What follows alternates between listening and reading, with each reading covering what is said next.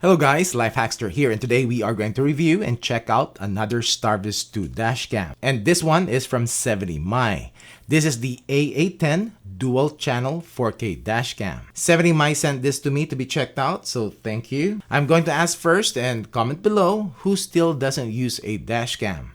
I really think that car companies needs to start adding this as a standard equipment. Anyways, this A810's front-facing camera records in 4K quality, 3840 by 2160 at 25 frames per second. I know they are advertising this as 60 FPS, but that's only in 1080p. This has a 150-degree diagonal field of view and has HDR.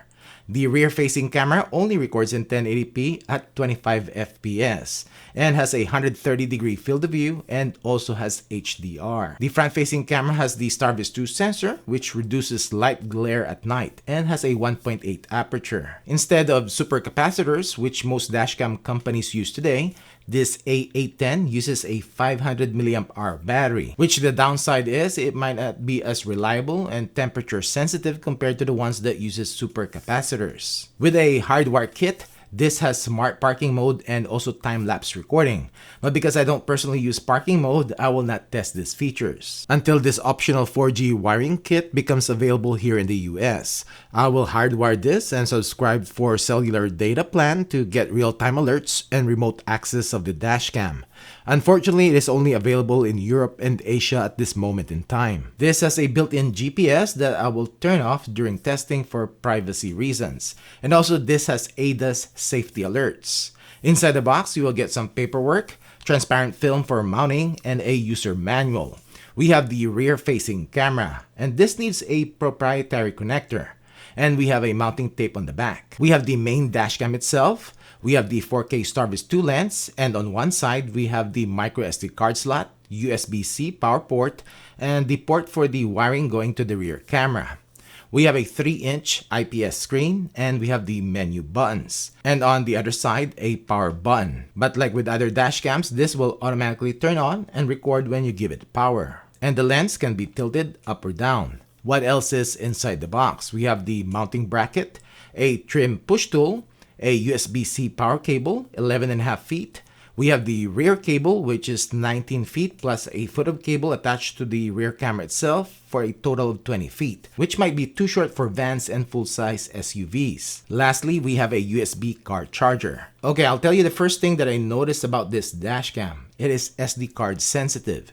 It can support up to a 256GB card, but when I put in a Rove SD card, which is designed for dashcams and is also UHS 3, it doesn't record. It prompted me to format the card, and even after that, it still didn't work. And I also tried this with the Samsung brand, and the same thing. It finally worked with a SanDisk high-endurance card. But then I noticed something. If you didn't put an SD card, or you have a card that is not compatible, or basically when the dashcam is not recording, it will only alert you one time, and that's it. Unlike other brands like the VivoPhone, it will give you this annoying beep, which means you have to address or fix it because the dashcam is not recording. Time to install this. In a clean windshield, stick the transparent film. Slide in the main dashcam to its mounting bracket and remove the tape's liner, and stick the dashcam to the transparent film on the windshield. As to the rear camera, remove the liner on the mounting tape and stick it in your rear window. Connect the rear cable to the camera, plug in the USB-C power cable to the dashcam, and route the wire tucking it into your headliner, going down in front of your A-pillar and down on your dashboard, and plug it into your car's charger.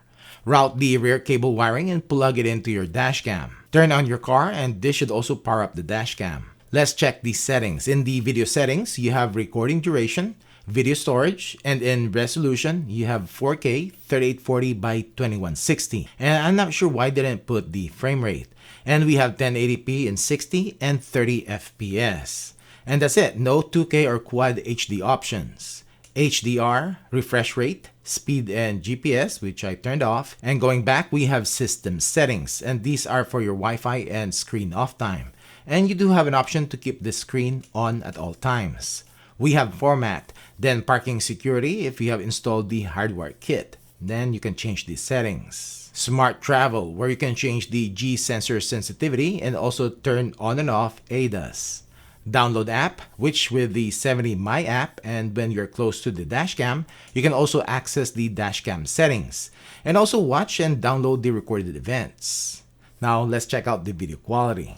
So this is the video and audio quality of the 70mai A810 4K dash camera, and its front-facing camera, which has a Starvis 2 sensor, is recording at 3840 by 2160 at 25 frames per second, and this is what the video quality looks like.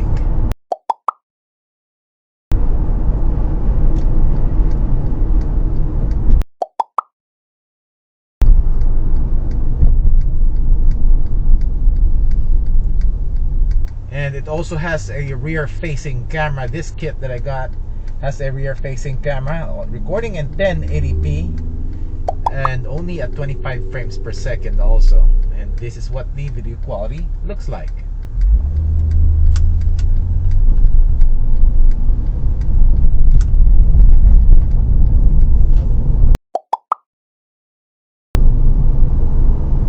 So this is the video quality of the 70mai A810 dashcam at night, and this is what it looks like.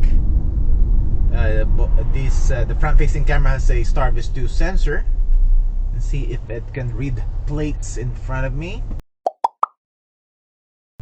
and also if it can read the business signs. And it also has the rear-facing camera, and this is what the video quality looks like.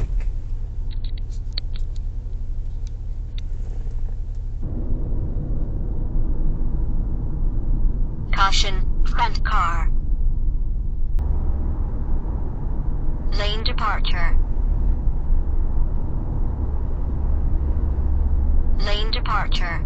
So what do you think? Video quality of the front-facing camera is very good in daytime, even if it's only recording in 25 FPS. And you can pretty much pause and take a snapshot of moving cars, and you can easily make out license plates. Its nighttime quality, because of the Starvis 2 sensor, is also pretty good. I also have to say that I recently upgraded my car's headlights to LEDs instead of halogens, and the camera still has no issue with light glare. Plates of cars in front and business signs can easily be read. I'm telling you guys, Starvis 2 sensor is a pretty good upgrade from the older Starvis. The rear-facing camera is definitely 1080p. It could be better. Also, it only records at 25 FPS. Also, I don't know why 70mai didn't give an option for the front-facing camera to have 2K or Quad HD recording, because this can be easily added in the firmware. Lastly, this uses battery instead of supercapacitors. Now, if you turn off your car, I thought the camera will continue to record for a bit longer, but it turns off after 5 seconds. Now, if you can get this with just the front-facing camera, then this is a pretty good deal for a 4K Starvis 2 sensor dashcam. Well, that's it for this video. Thanks for watching.